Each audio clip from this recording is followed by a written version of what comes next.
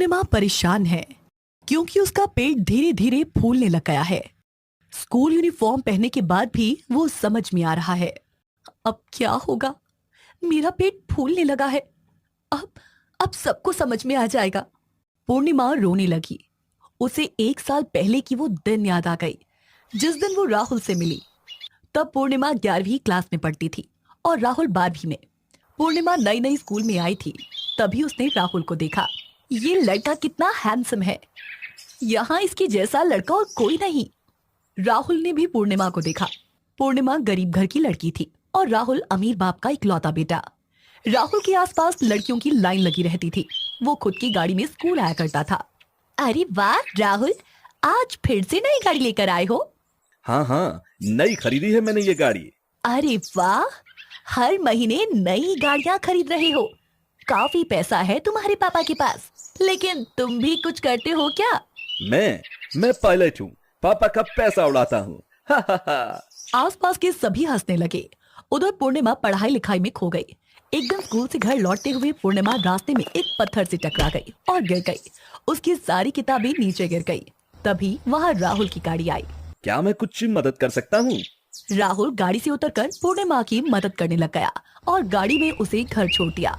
उस दिन से दोनों के बीच कुछ चलने लगा और यही जाकर प्यार में बदल गया। पूर्णिमा राहुल से प्यार कर बैठी। उधर राहुल के पिता ने राहुल से कहा, राहुल, अगले हफ्ते मैं तुम्हें अमेरिका भेज रहा हूँ। अब से तुम वहीं पर पढ़ाई लिखाई करोगे। राहुल मान गया, लेकिन उसने ये बात पूर्णिमा से नहीं कही। राहुल के लिए पूर्णिमा सिर्फ एक खिलौना थी।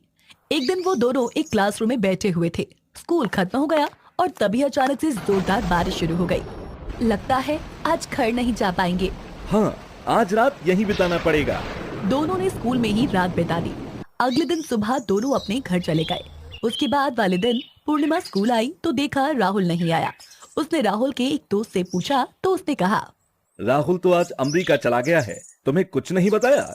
अमेरिका? नहीं, ये नहीं हो सकता। पूर्णिमा को धोखा मिल गया और तभी उसे बहुत तेज उल्टी आई। उसने क्लास में ही उल्टी कर दी।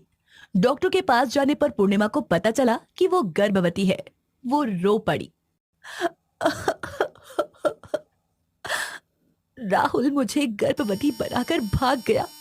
अब मैं क्या करूंगी? सबको मुंह कैसे दिखाऊंगी? नहीं, मुझे इस बात को छुपाना होगा। पूर्णिमा ने किसी से कुछ नहीं कहा। उसकी कोई सहेली भी नहीं थी। वो बस अपने ही मन में रोने लगी। 2 महीने बीत गए और उसका पेट फूलना शुरू हो गया। पूर्णिमा चिंता में पड़ गई। माँ और बापू को भी क्या बताऊंगी? मुझे घर छोड़ना होगा। पढ़ाई के बहाने पूर्णिमा एक हॉस्टल में आकर रहने लगी। अगले दिन वो स्कूल में गई तो स्कूल के बच्चे उसका मजाक उड़ाने लगे।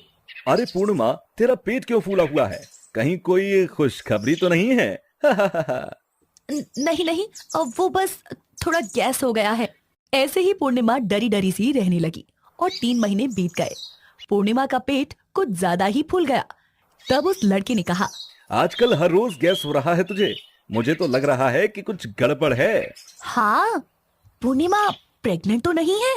पूर्णिमा बहुत डर गई। उसने स्कूल जाना ही बंद कर दिया। उधर अमेरिका में राहुल नई नई विदेशी लड़कियों के साथ मस्ती करने लग गया। उसे बहुत मजा आ रहा था। अरे वाह, लाइफ हो तो ऐसी। क्या एक ही लड़की के साथ पूरी जिंदगी बता देते हैं लोग। राहुल विदेशी लड़कियों के बीच में खो गया।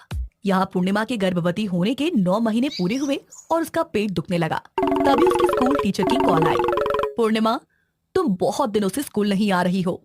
आज नहीं आई तो मैं स्कूल से तुम्हारा नाम काट दूंगी। पूर्णिमा पेट में दर्द लेकर स्कूल पहुंची और उसे देखकर सभी के सभी चौंक गए। अरे बाप रे, पूर्णिमा तो सच में प्रेग्नेंट है। और तभी पूर्णिमा का पेट बहुत दर्द करने लगा। वो क्लास में ही सो गई। टीचर दौड़ कर आई और पूर्णिमा की सेवा करने लगी और क्लास में अंदर ही पूर्णिमा ने एक लड़के को जन्म दिया।